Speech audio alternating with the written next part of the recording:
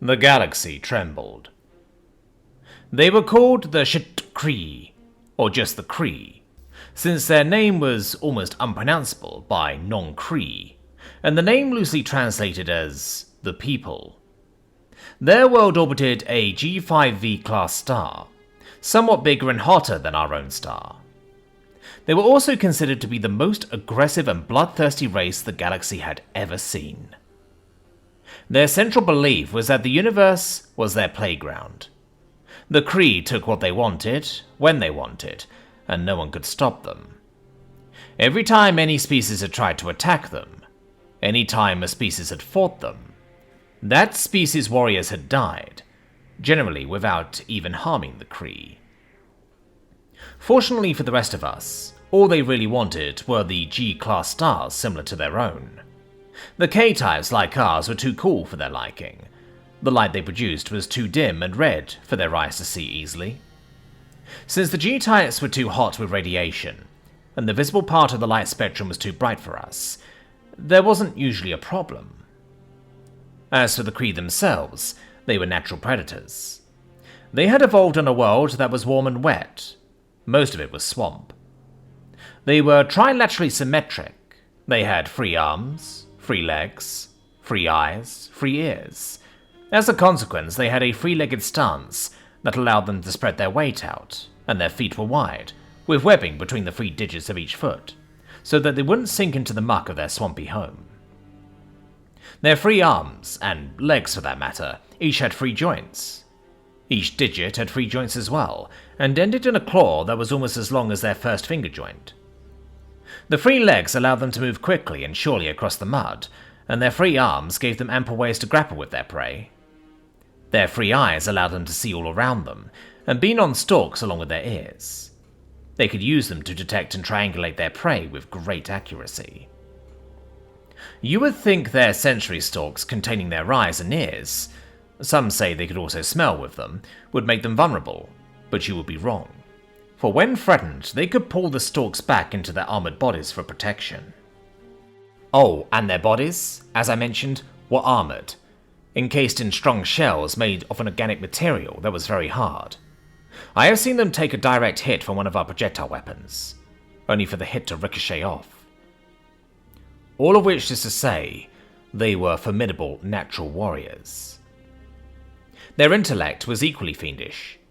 You know the history of our people, how it took us almost 10,000 cycles to go from lighter than aircraft to heavier than aircraft, and another 5,000 cycles to develop spaceflight, and from there, another almost 1,000 cycles to develop interplanetary flight, let alone interstellar flight. The Kree did all of that in just 3,000 cycles. They had developed that capability faster than any other species in recorded galactic history. But they paid a heavy price of their own for that capability. They developed rapidly, yes, but they lived rapidly too. Their lives were very short by our standards. A typical Kree would only live 250 or so cycles, while we live nigh on 3,000, or even more if we are lucky.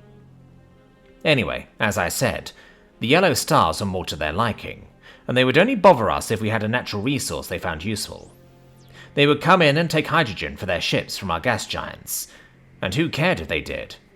The gas giants had more than enough gas to go around, and if one of our ships had to wait a bit longer to tank up, it was still better than getting shot up. The asteroids, though, that was a source of some contention, since asteroid mining was necessary for us as well. If the Kree found out about a particularly rich asteroid, they might move in and take it over, and even use the native population as labor to mine the asteroid out until they had what they wanted. While this was annoying, we learned to live with it, since anyone who fought ended up dead, and as I said, the Kree would move on once they had what they wanted. So things continued like this for a while, and if it wasn't ideal, at least we weren't being slaughtered. Then the Kree found a world they liked. It was around a G5 class star, so none of us cared. But it seemed someone did. It had been colonized by humans. This was the first any of us had heard of them. Little did we know the bliss in which we had lived up to that point. The Kree went on a killing spree. The yellow star worlds belonged to them, after all, or so they thought, and eliminated every human on the planet. All 1,200 of them. We all thought that would be the end of it, but it wasn't. The Kree then backtracked the humans' communication network to 8 more human colony planets, all around G-class stars. The Kree destroyed all of the colonies, claiming the worlds as their own. The last one had almost 1 billion human inhabitants, but by then the Kree were beyond reasoning. They destroyed every city and town, then landed troops and hunted down every human. At the last world, the humans called it Ark, whatever that means, the Kree searched the databases of the human computers and found the homeworld of the humans, a planet orbiting a G2 star that was even larger and hotter than their own. That turned out to be really bad for the Kree. The Kree fleet advanced on the human homeworld, and we all expected that to be the end of the humans. After all, no one had ever stood in battle against the Kree and survived. The humans hadn't even attempted to fight to defend the other worlds. As far as anyone could tell, the humans didn't even know how to fight. A lone human ship came out to meet the fleet. "Leave now, or be destroyed," the humans told the Kree, and got the typical Kree reaction. They blew the ship to pieces. And then the most remarkable thing happened. In the center of the Kree fleet, a small, brilliant ball of light appeared. We didn't know what it was. Only one ship survived, and that only because it had arrived late and not yet joined the fleet. The readings didn't make any sense, at least not until much later. It was as if a star had suddenly materialized for a brief moment. Not the detonation of a weapon, not a nuclear reaction, but just the sudden appearance of intensely hot plasma, as if it had just been conjured into existence. It grew and grew until it was so large that it encompassed the entire Kree fleet. When the plasma finally cleared, not a trace of the Kree fleet could be found. Only an expanding, ever-thinning cloud of plasma remained.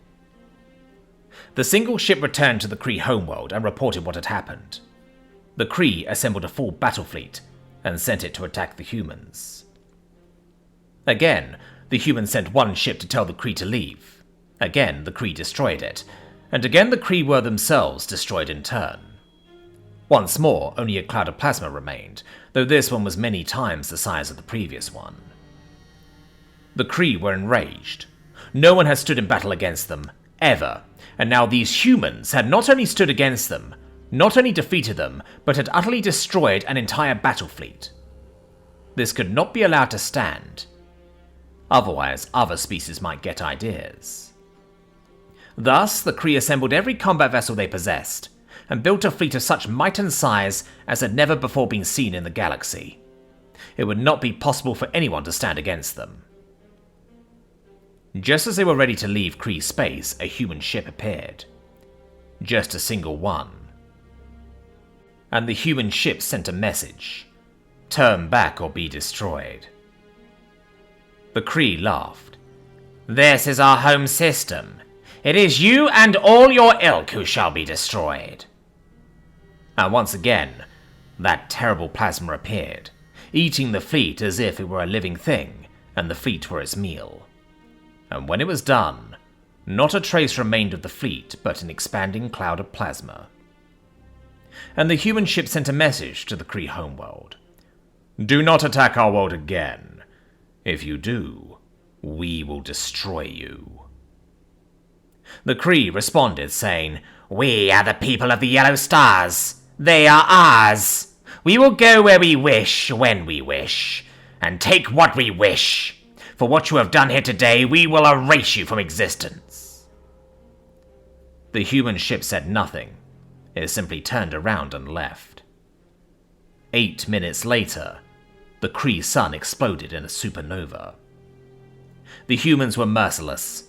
They found every Kree world, all 15 stars that had Kree colonies, 21 worlds, over 100 billion Kree, all destroyed by supernovas. Now, understand, a G-type star doesn't go supernova. At best, at the end of its life, it will become a red giant before blowing away its outer layers to leave behind a white dwarf, a dying cinder of a star. But somehow, The humans have found a way to weaponize a star. First, by teleporting the plasma from the core of a star to an arbitrary point in space. That was how they destroyed the fleets. And then by making a star go supernova. That's right. They figured out how to detonate a star. The fury of the humans burned brilliant in the void. The celestial tombstones of an entire species, across 1,000,000 cubic light-years of space, in the night skies of 1,000 worlds for the next full cycle. And we all got the message. Don't fuck with the humans. And the galaxy trembled.